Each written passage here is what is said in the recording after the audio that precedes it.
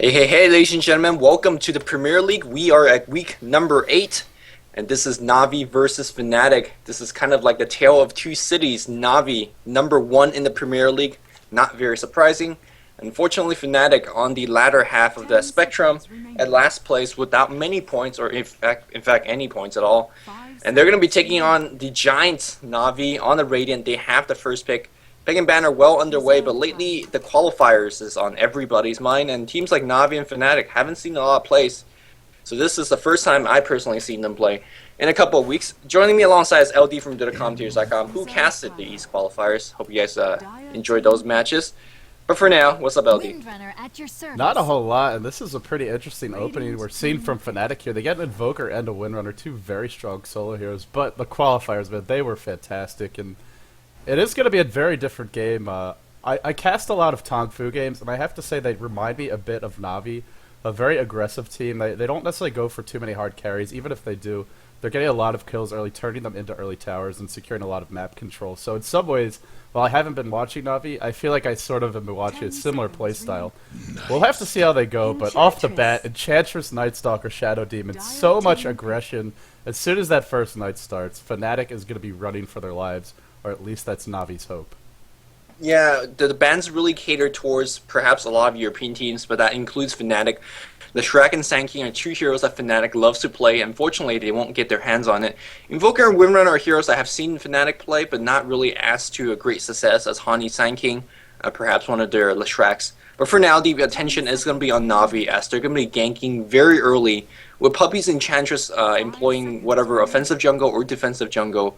We're going to see the tier 1 towers on the sideline to get ganked off or pushed off very quickly, and that also allows Nightstalker more room to roam once the first nightfall comes. So Navi will be coming out of the gates with guns blazing, and Fnatic traditionally known as more of a mid to late game team.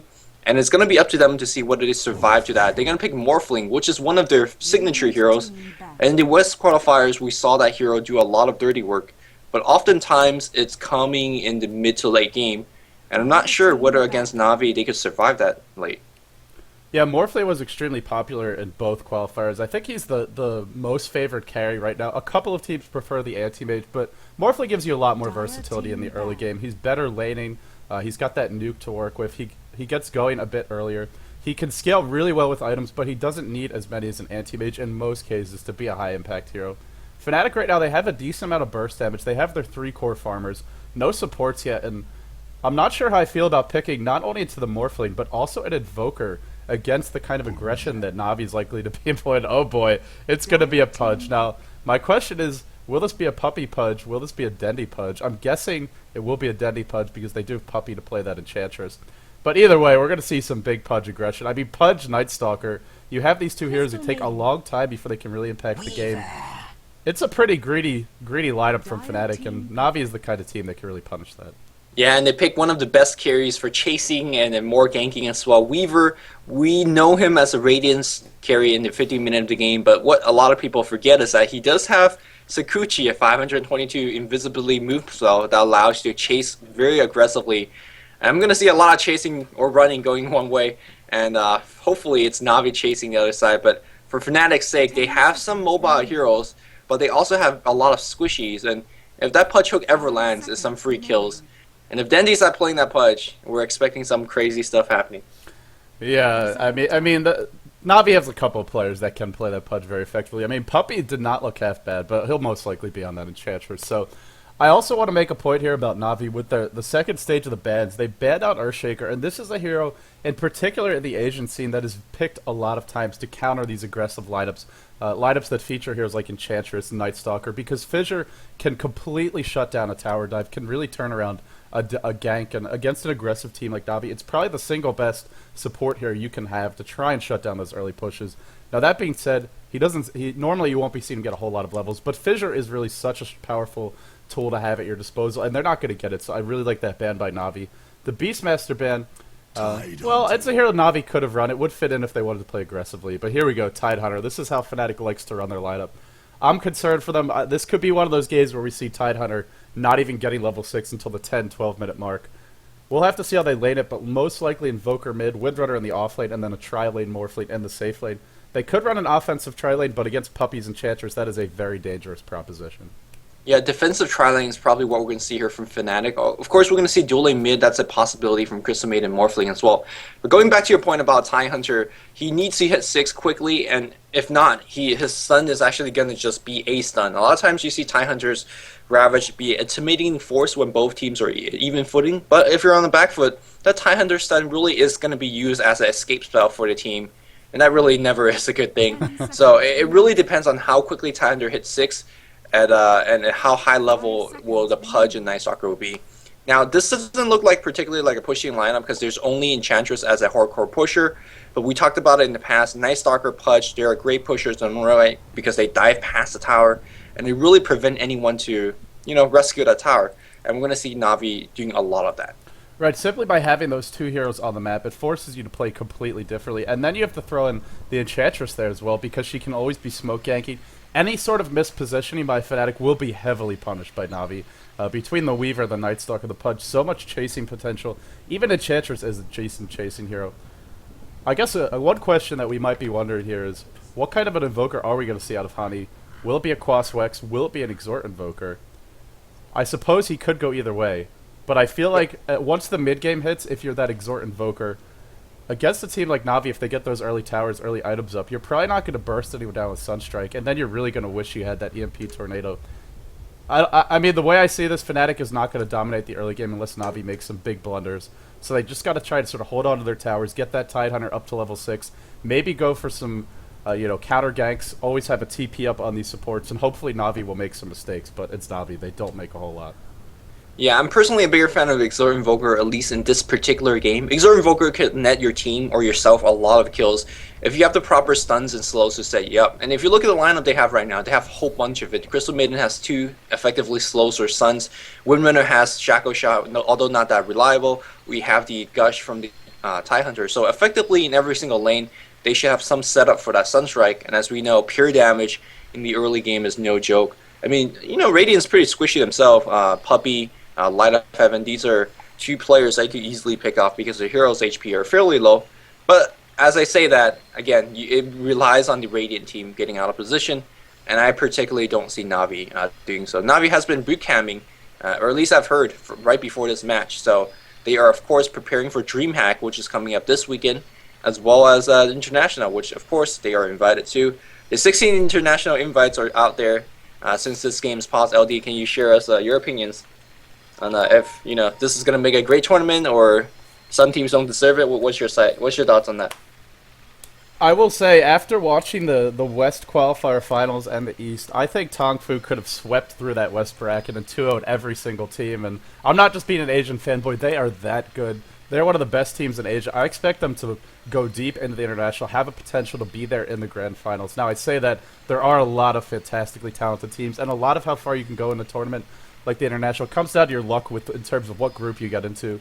I believe in the first international there were a couple groups that were a lot more stacked than others. Regardless, I'm really excited, but Tongfu is a team to definitely keep your eyes on.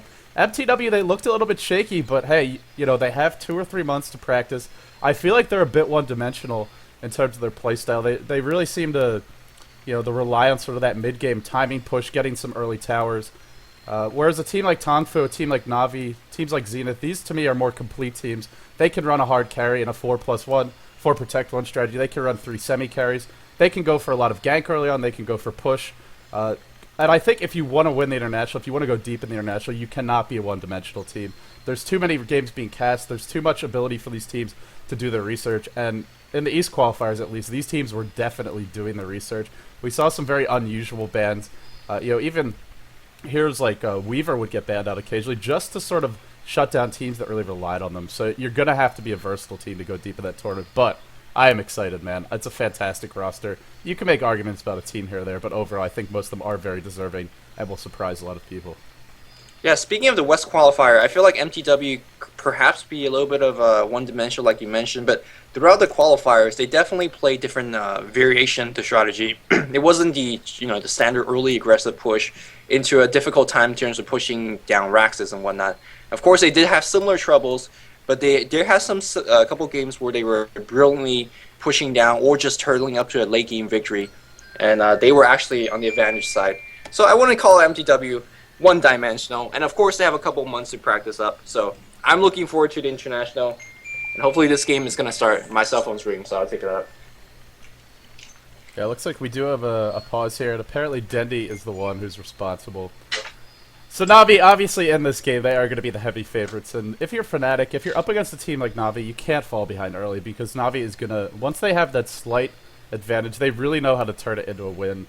Teams like Navi, when they get ahead, they very rarely lose, and that's the mark of a top team. A lot of lesser teams, they might even have a 5-10k gold lead, make a few mistakes, and then it'll be punished thoroughly, and Navi's not going to do that. If they get ahead, they're going to carry this one. So it's up to Fnatic to set the tempo early, secure some early ganks, some early farm. If it is that Exhort Invoker, Crystal Maiden plus Tidehunter plus Morphling, these three heroes have a lot of hero killing potential in the early stages of the game, and we're going to need to see those Sunstrikes hitting. This could be a very quick series, but hopefully Fnatic will give Navi a run for their money. They've had a couple of months now to get used to Dota 2, and I haven't got to watch them much, but I'm looking at the record for the month of May. They lost 10 matches, they won 5. And I don't think those 5 wins were against particularly good teams. Yeah, they beat Meow, Vince T, Ipsum, EVC. They beat NextKZ, but that was almost a month and a half ago, and NextKZ was really underperforming at that time. So, I mean, Fnatic hasn't had a quality win, I would say. I don't think they've had a quality win for over a month. At least not in an official match. So that's where, that's one of those things where it becomes kind of a morale issue, more than anything else. Just if it feels like you can't beat anyone, it's very hard to be psychologically resilient and not to get frustrated. And against a team like Navi, you can't be frustrated, because if you are, they're just going to steamroll you. LD, yeah. I'm back. Sorry for taking over. Do you mind if we restart the Skype call? Yeah, it's fine. Getting a little bit scratchy here.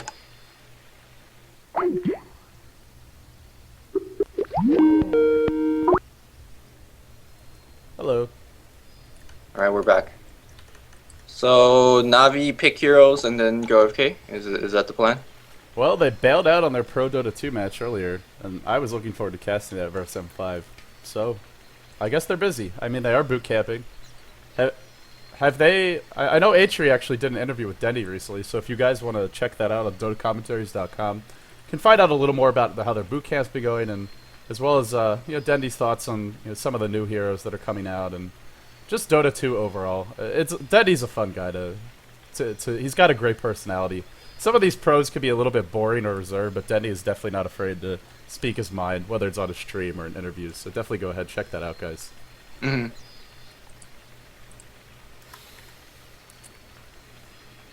But yeah, I guess they go AFK. So I'm going to grab my coffee. I'll be right back. We're okay. They go AFK, we go AFK too. Yeah, of course, if you guys don't know, 3 heroes are coming out today. Techies, no, not Techies. I wish it was Techies. PA, CK, and Gyrocopter. Looking forward to have some fun pub games tonight, but for now. Alright, looks like Navi is back, and the heroes are being picked. Hopefully that Fnatic isn't going to be AFKing now.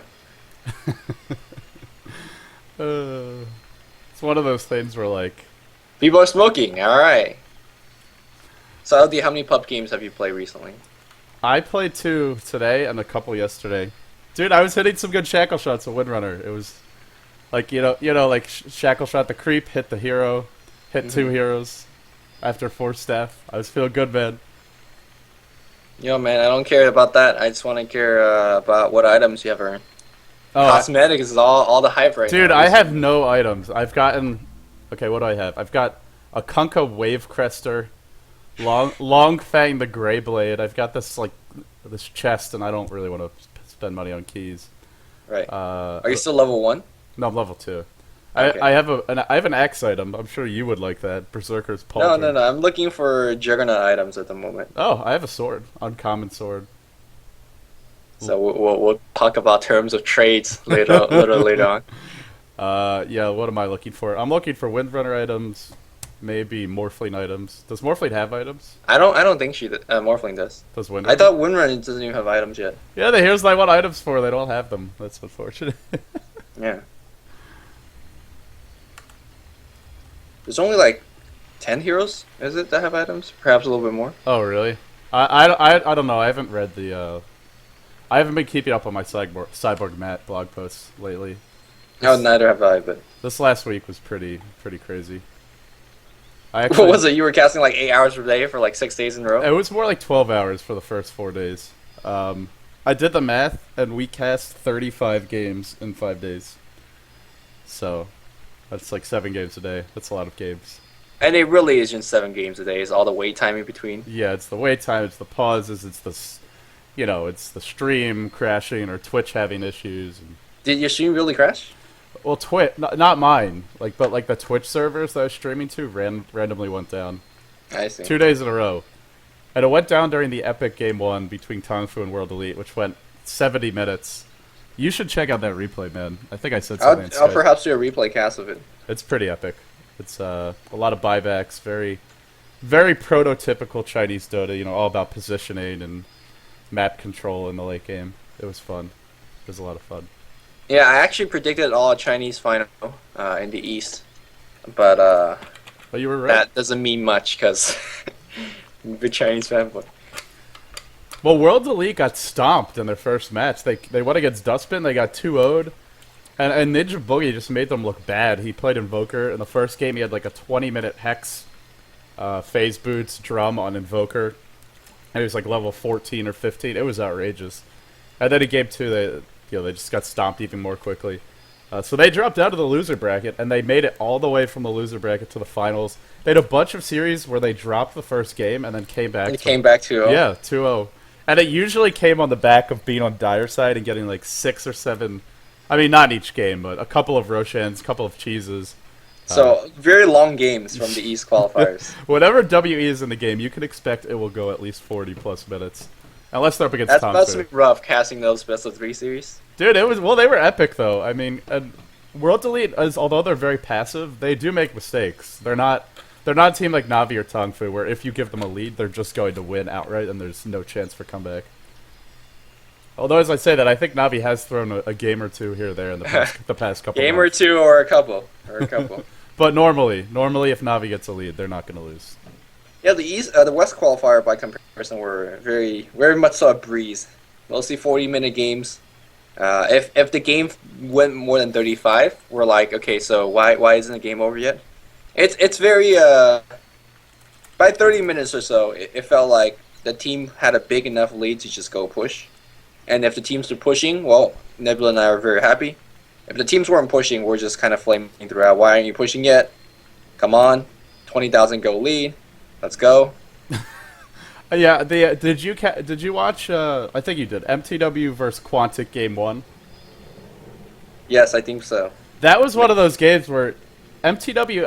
I feel like one of their weaknesses as a team, and maybe it's just because the tournament is on such a big stage.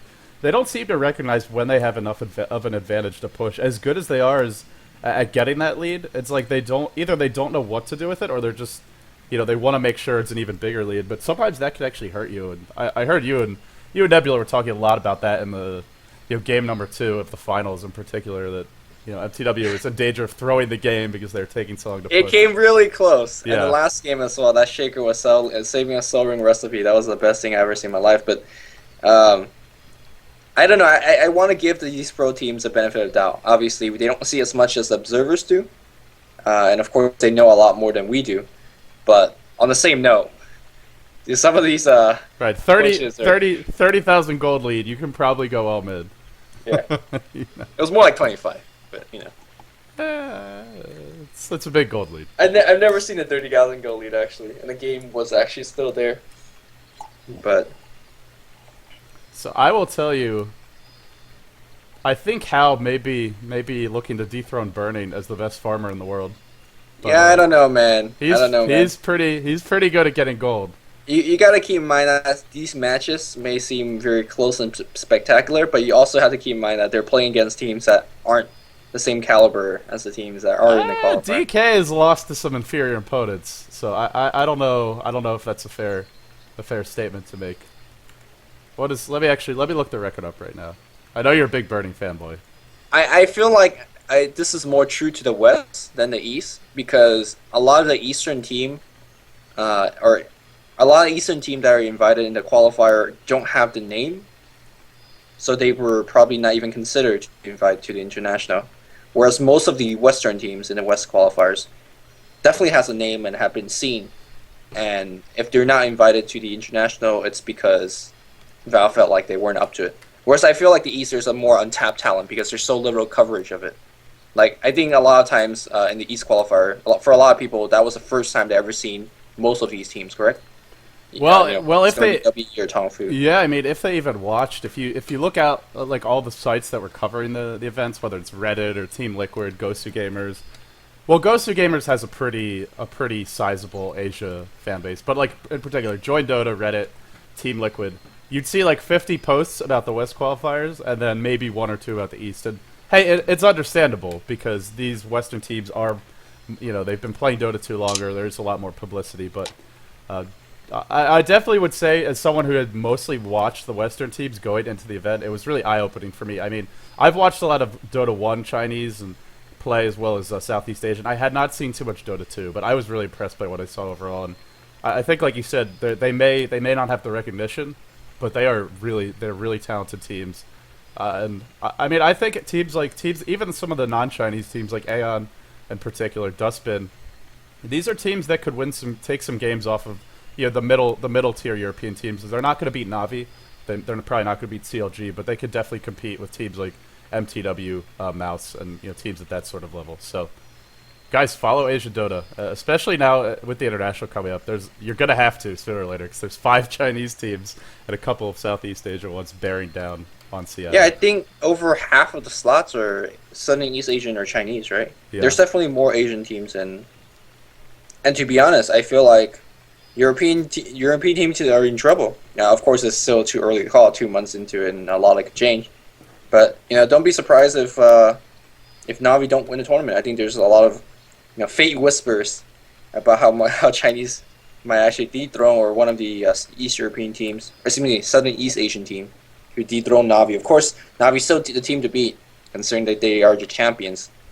But it's not as sure as it always had been. Yeah, this has been a really long pause, by the way. Isn't there some ruling for this? I think that would be up to us to make that ruling, because I'm not sure Atri is here.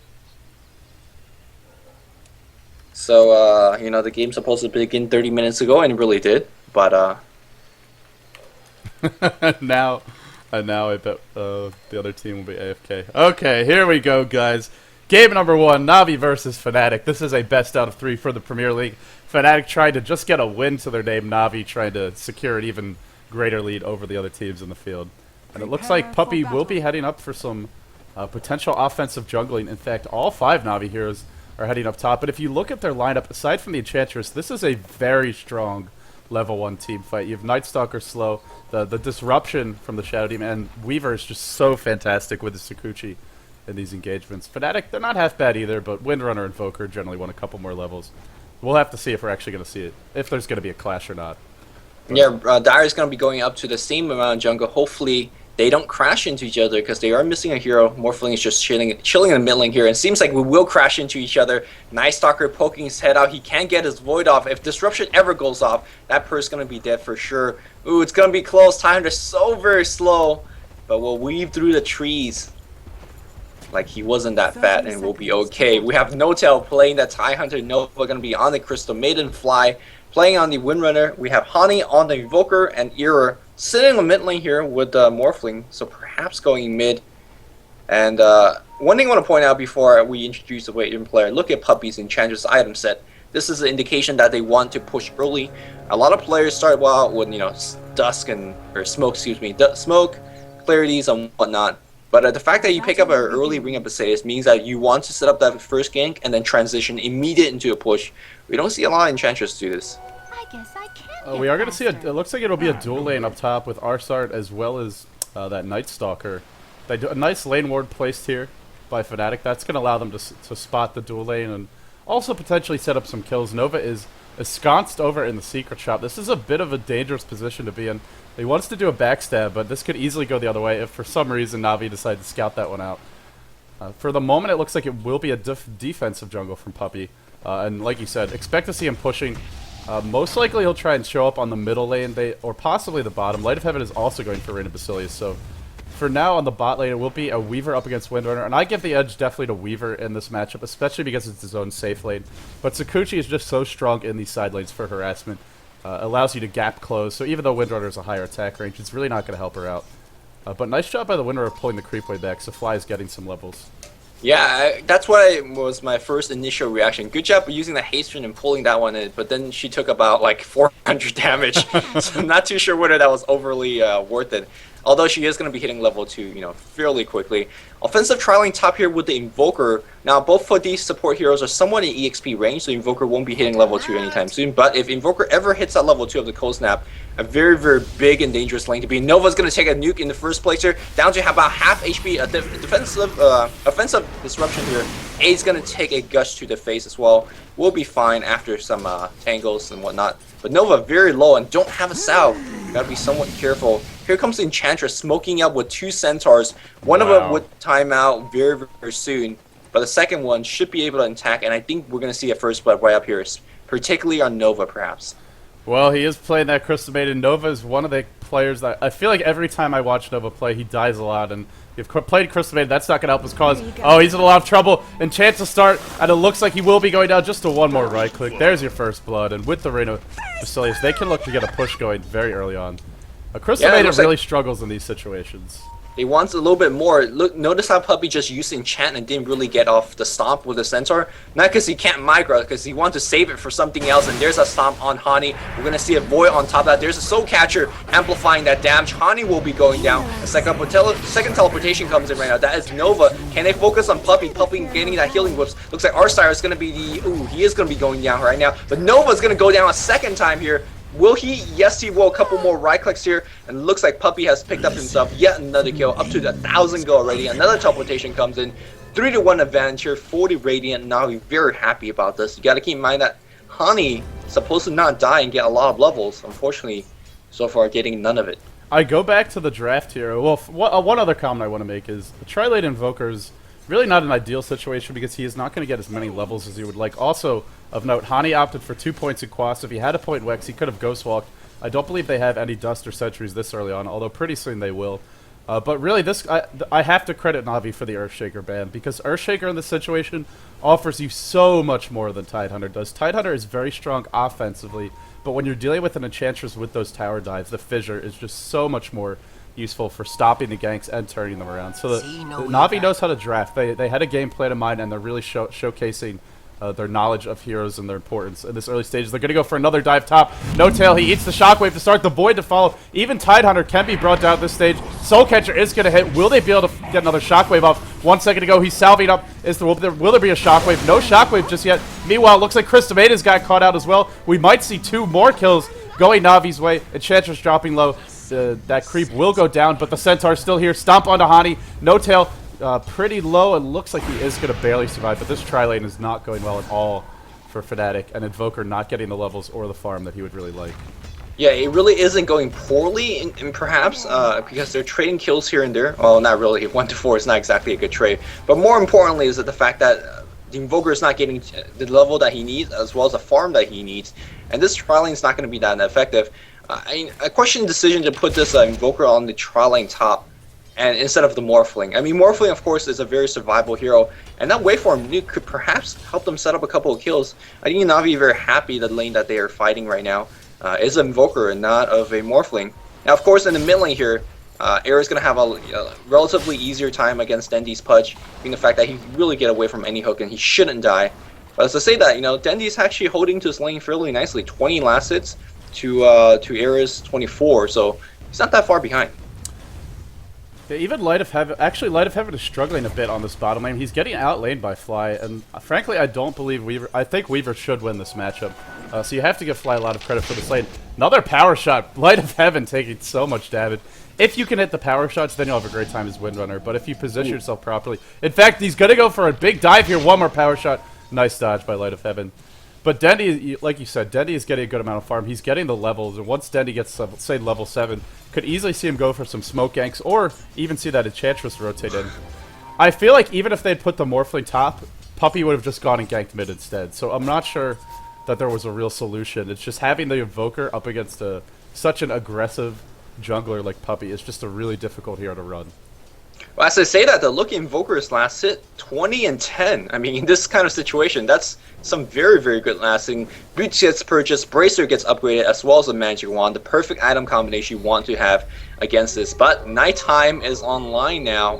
Now, it's only one level Hunter Knight, but with that should be enough. Meanwhile, we did have a hook successfully being placed on Era, but of course, with the waveform, it's not going to do too much. Nendy, however, finds a Hasten, and he's going to go right back mid. You got to keep in mind the Era's cooldown. The waveform does have a couple of seconds. Here comes that hook. It's going to miss. Era had cooldown on the waveform.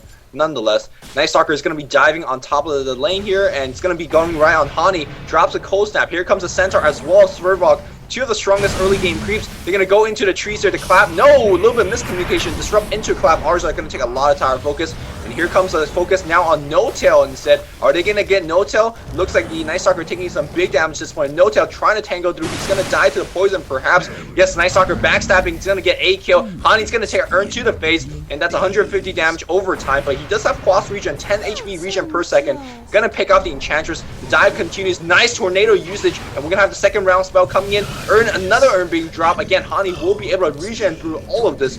Great defensive TP and defensive play from Fnatic, and they're shutting down Navi during nighttime. I gotta say, very impressive play here from Fnatic. Yeah, Cold Snap is very frustrating for a hero like Nightstalker early game because he will be diving you deep and under the tower. If you draw any kind of tower focus, that can completely shut down what normally are very strong right clicks, as well as, in that case, we saw the Tornado as he was about to cast the Killing Void, and then a nice use of the Magic Wand.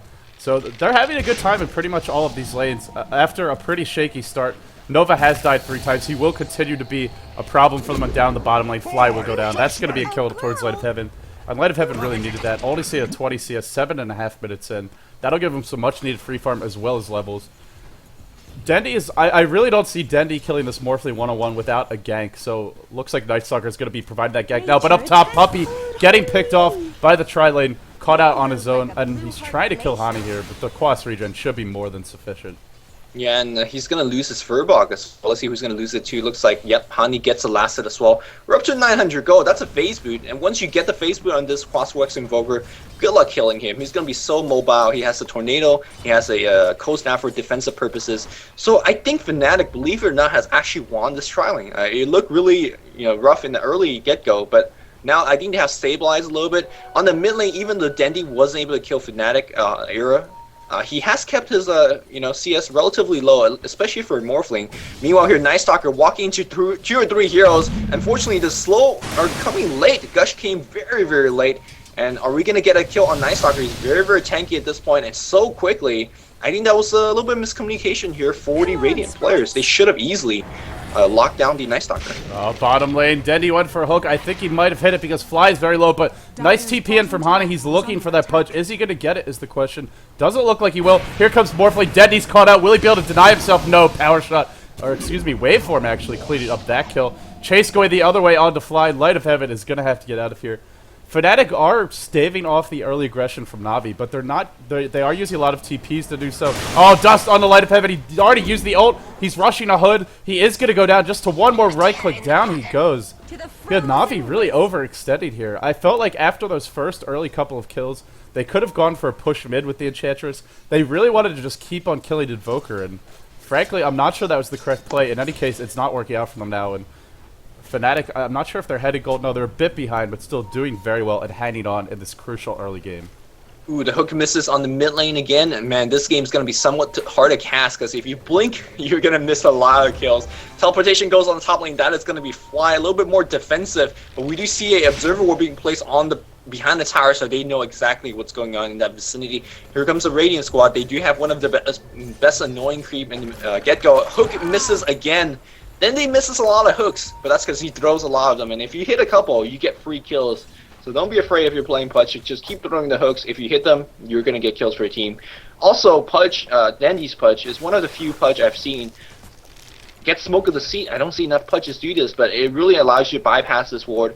and really transform Pudge into a terror in the ganking party. Oh, puppy! He pops the heal. He'll be just fine. As I say that, but yeah, he'll be fine. So, I feel I'm a little surprised, Louis, because we talked about this in the early game. Navi, while they don't have a lot of true pushing heroes, they have a lot of push potential. With the Nightstalker and the Pudge, they don't have a single tower down. In fact, all of the towers, aside from that top tower, are quite healthy in terms of HP. This is something that we expected to see from Navi, were those early towers. It's something they want as a team. It's something they really they pick for, they build their items for, and they play for. And so far, they're not getting it. Yeah, the reason that we're not seeing right now, Navi's one of those teams that would like to kill you under your tower and then easily push it with those early ring up bases with the heroes like Nightstalker and Pudge, kind of warding off any reinforcement. So far, they're on par with those kills. We're going to see Dendi trying to land a hook, morphling a little bit too far away from that level 7 hook range. And because right now we are parallel on the kill counts, Dendi and squad can't really do too much in terms of tower pushing. And I almost feel like Navi's not respecting Fnatic. They kind of ran this, balls to the walls kind of lined up to get a lot of early game kills, but they're not getting it. And then this mid game could be a little bit rough for them. We talked about how important it is for a tidehunter to hit level 6. Now he's not getting the quickest level, as we do see a nice hook in mid lane here, and a bite. Unfortunately, strength morph and of course waveform out will be enough. Dendi trying to keep morphling down. He is keeping him down in terms of farm, but he's still surviving, and that's the more important thing. But back to the supporting cast of Fnatic. Level 6 is coming slowly for No-Tail, and that could be an issue for the rating. They really need that Nightstalker silence to set up kills in Morphling. If he's able to press the hotkey for Morph, he's not going to die. They just don't have the burst damage unless all 5 heroes catch him out. This Morphling has had enough of a start at this stage of the game. He's sitting on 1200 HP, and he's still got 48 agility that can be morphed to strength. He's just too tanky. Up top, Hani, Sentry Ward is placed on him as well, Soul Catcher, but already level 9 with the phase. There's her hook on an No-Tail, only level 4, he will go down. And with that kill, actually going to dive directly onto Hani. He's already used the Ghost Walk, so expect to see him go down any moment now. Expect to see him go down. Expect to see him go down. He's getting juked. Will Hani die? Okay, he will die. Nightstalker just spit 2 minutes. Another ult from Dendi. And if he's able to kill Fly, no ulti, but in comes the Nightstalker. Actually, he's running away from Morphling. Nice dodge. Will he throw a nuke onto Fly? He will. He's going to get shackled. That's a kill towards Era. Dendi is taking the tower. He is dropping low. Another kill. They're really not respecting Fnatic's damage. Puppy's going to drop 2. Big CM ultimate. And the Fnatic are now leading the way in terms of kills, despite some great hooks from Dendi. Yeah, we saw Dendi trying to get a point-blank hook against Morphling to do that last burst damage to get the kill on Morphling. Unfortunately, though, there's a creep along the way, and he got the creep instead. Not the gold trade that he was looking for. And if Morphling went down there, I think the fight would have totally went in favor of Navi. But for now, Navi's down 8 kill, and they have particularly a stronger early game lineup. And because of such, their mid game is going to be suffering a little bit. Again, this lineup depends on those early tower gold, but they're not getting it. Meanwhile, on the bot lane here, nice deny here by tidehunter against Havos, or excuse me, Light of Heaven. Light of Heaven not getting too much done. He is going to be going for hoods. Now Navi obviously does have Morphling for a late game assurance, but again, the game is so much dependent on their early game, and so far they're not getting it. Oh, I guess that was another nice hook by Dendi up top. Like you said, you blink, you're going to miss a kill. One thing I also want to comment on that's really going Fnatic's way is they're stopping this aggression without a Ravage. And if you can stop the aggression without a Ravage, imagine how well you're going to be able to counter gank once that Ravage is up. And No-Tail, he's very under-leveled, only level 5, 14 minutes in. This is definitely something that you see happen a lot when you tri-lane a hero like Tidehunter, especially with an aggressive enchantress, really preventing those pulls. But still, I think they're okay despite that low level, because Fly is getting some decent levels on his hero. The Morphling's getting a lot of farm. Nova up to level 7 already. Yeah, I think Fnatic has really stabilized here. They just can't afford to give up too many more kills. They've survived the first nighttime, but the second one is going to be the true test for them. Nightstalker is going to be a lot tankier at that point. Looks like they try to set up a gank on Leviathan on bot lane. Already baited out his ultimate, but Sakuchi just simply too strong to chase away. They're going to keep chasing regardless, so Shackle Shot's coming out, cooldown power shot is going to hit. Light of Heaven just one nuke away from death. They can't get it. Here comes the Nightstalker. He sees a Crystal Maiden. He wants a Crystal Maiden. Perhaps going to be the Windrunner instead. Shackle Shot, the lash on the creep itself. Meanwhile, Enchantress already far ahead. is going to get a kill regardless. Puppy pops her heal, trying to get as much healing as going on, not going to be enough. We do see Hani going to get focused. There's a silence as well as a bite on top. There's going to be one more kill. Nightstalker still very healthy, looking for the hook, is going to get the hook. No Tail's going to go down, killing spree, double kill here for Dandy Pudge. Meanwhile, Nightstalker is going to be running out just fine, and the Bugs warding off everyone away. Dandy coming back, he's looking for the hook. Of course, the Bugs providing a side. Dandy looking for the hook. Is he going to grab the hook? He sees Windrunner, misses the hook on Windrunner. Oh, a big miss, but regardless, 2 kills, one important, of course, on Nightstalker, or excuse me, on the Invoker. The other kill, very important, and keeping tidehunter away from level 6. Key kills being picked up by Navi. Very, very well done. Well, a lot of things are going down on the bottom lane. Arsart has just been in his own little fantasy world, farming up top on the Shadow Demon. Has gotten 1900 gold. Might see him go for an early mechanism. If you want to run this kind of aggression, then a mechanism is a great pickup to have. Not only for the heal, but also for the bonus armor. Definitely helps out in terms of these tower dives. And Pudge in particular, we've seen him take a lot of damage to towers. He does have a very low base armor. So that's really going to help if it's the way Arsart goes. We'll have to see, but for now, Navi, as they always seem to do, they get a lot of farm onto their supports. Something that teams like Fnatic generally don't do. You look at Tidehunter, no boots yet. Crystal Maiden, only boots in a wand, which is okay 16 minutes in, but not nearly the kind of farm that we're seeing on the supports on Navi's side.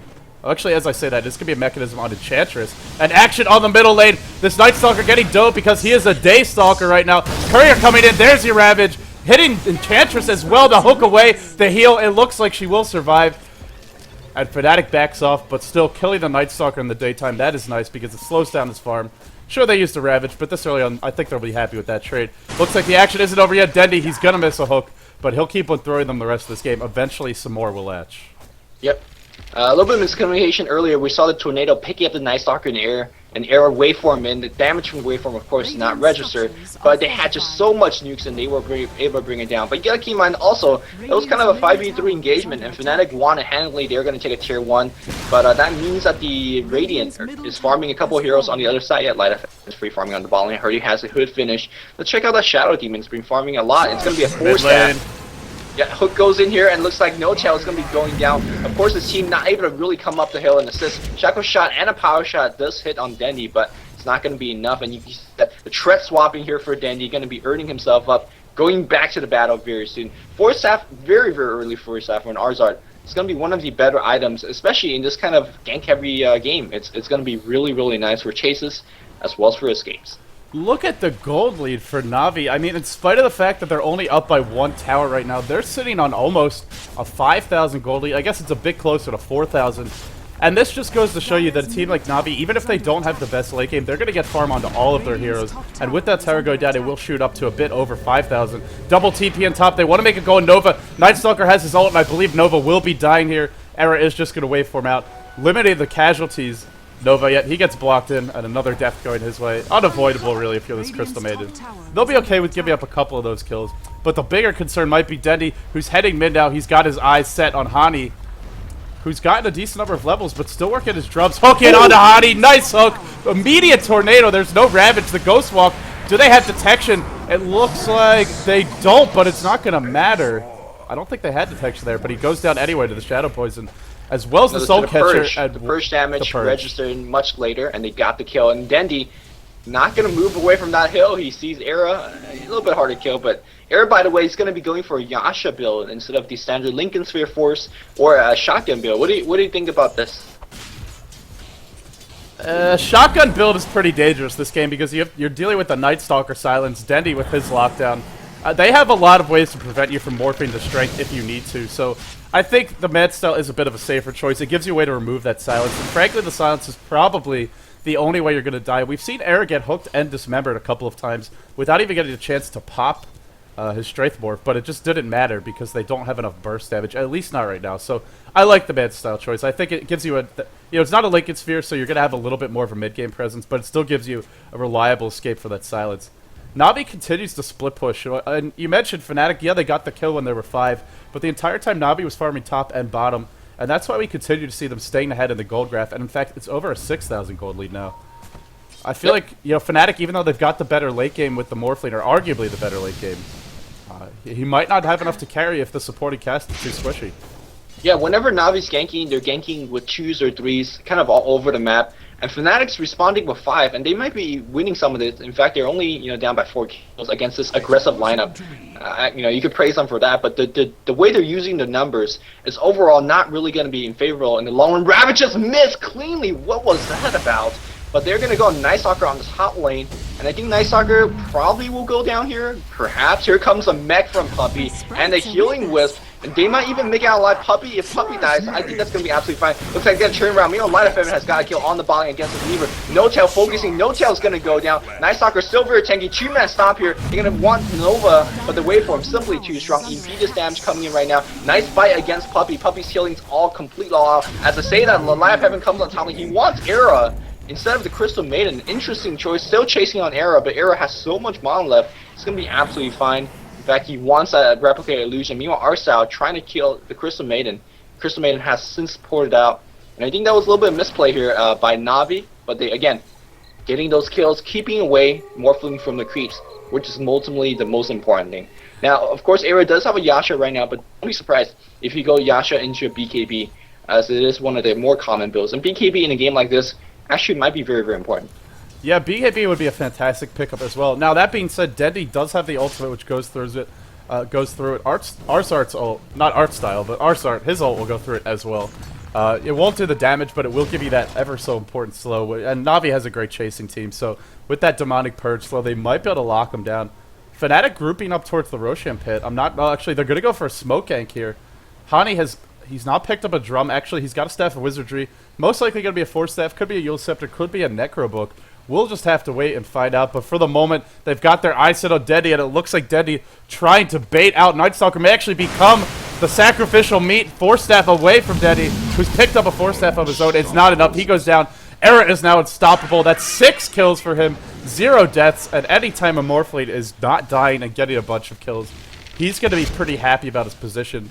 Will they go for a push here? I'm not sure they can because Light of Heaven, 3,200 gold to his name, getting close to a relic, and I believe that will be the choice. He's pressuring top.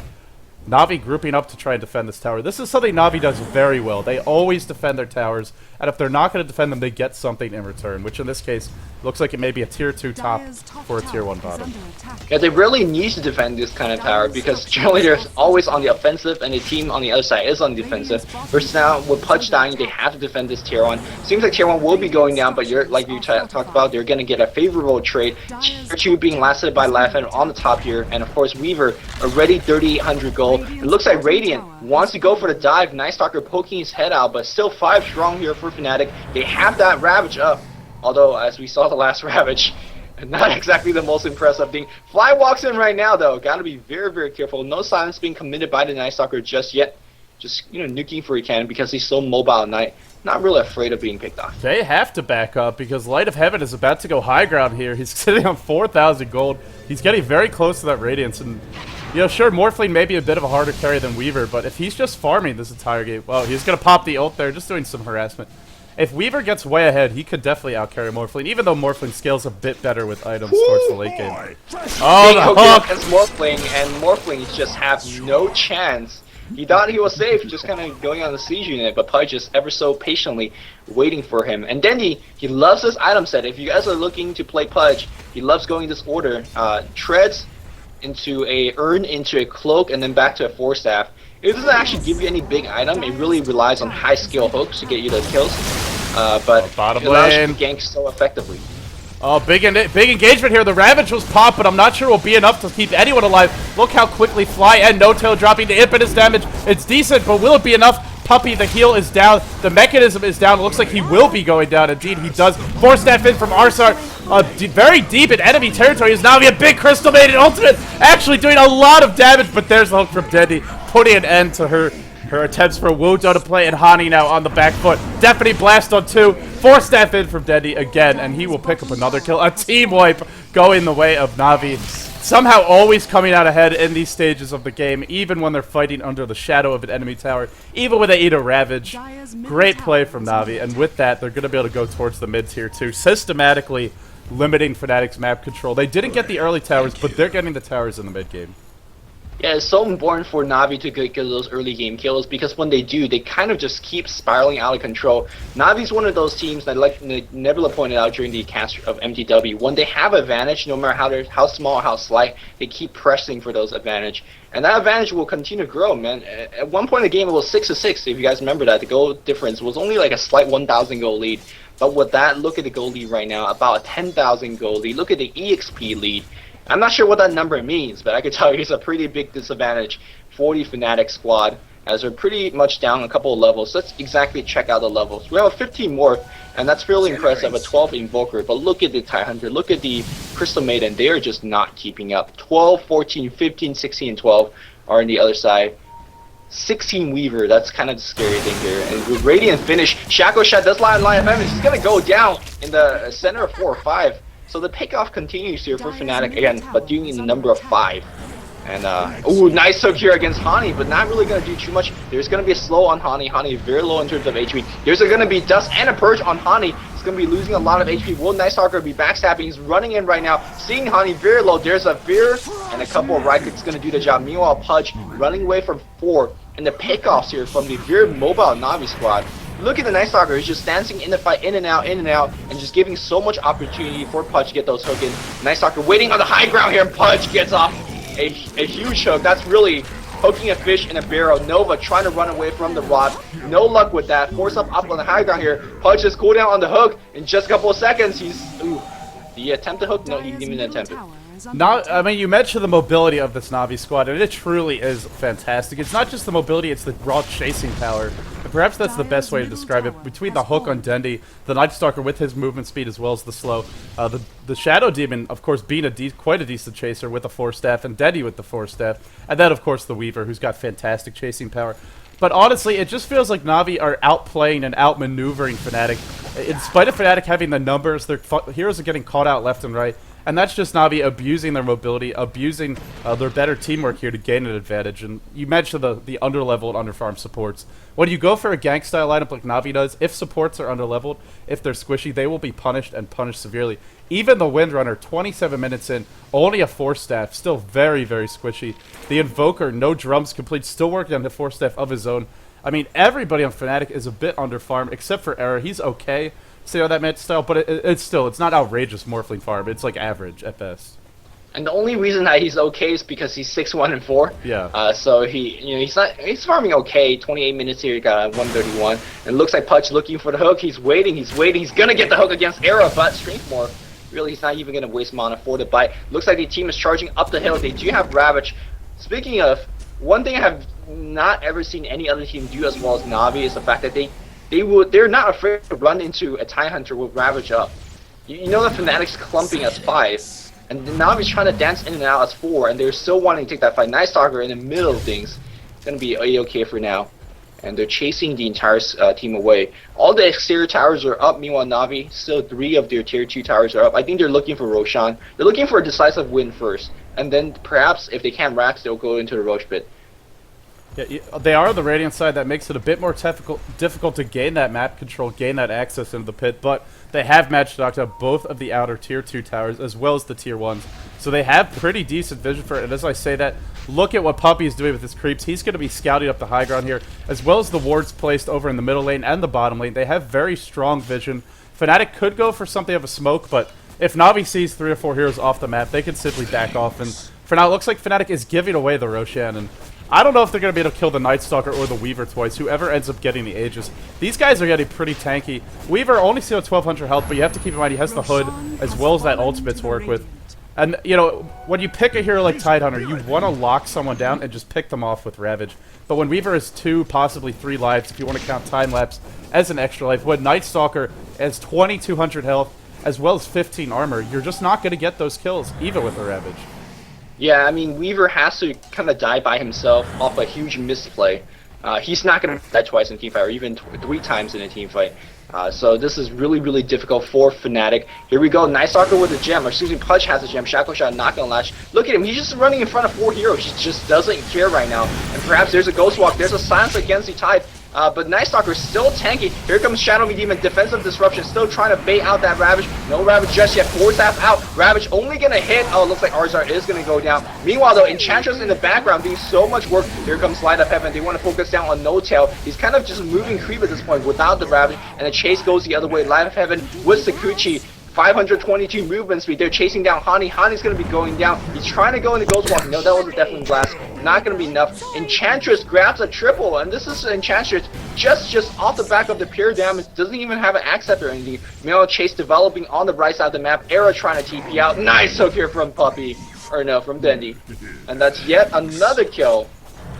Pudge up to already 2,400 HP. We talked about how difficult it is to kill the Light of Heaven, but Nightstalker was just so tanky. He tanked the full brunt of that and all the spells. And then got disrupted and survived. And now Dendy's up to 24. Like, I don't think Navi is gonna die anymore. No, look at Dendy, 2,400 HP, 23 flesh strength. He doesn't have that many big item pickups, really nothing adding to his strength aside for the power treads and the urn, but it doesn't matter. He's got the flesh strength, he's got the levels, he's also got the flesh heat, passive magic resistance. Oh, nice hook and fly, 4 step away, but the long range dismember, locking him down. He will go down, there's no Ravage. So honestly, Fnatic can't take this even under the shadow of their tier 3 towers. Disruption on a Tidehunter. Nova will go down. Nightstalker just going to walk away. No Tail gets purged. No Tail is going to go down. One more right click. There we go. And Navi, like not only are they not dying, but they're killing everything. And Fnatic at this point, they're out of it. There's nothing they can do. If you can't take a fight at your own base at this stage of the game, if you can't even kill a single hero, you just can't defend anymore. And there you see it. The GG come out from Fnatic. Whenever Navi plays, I feel like their enemy towers just never do enough damage.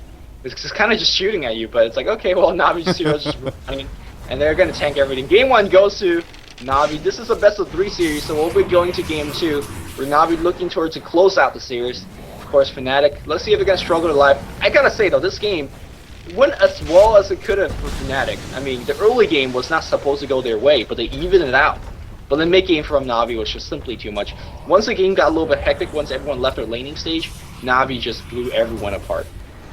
I go back to the draft, and I feel like Tidehunter, Crystal Maiden, these are not the supports you want against a strong ganking squad.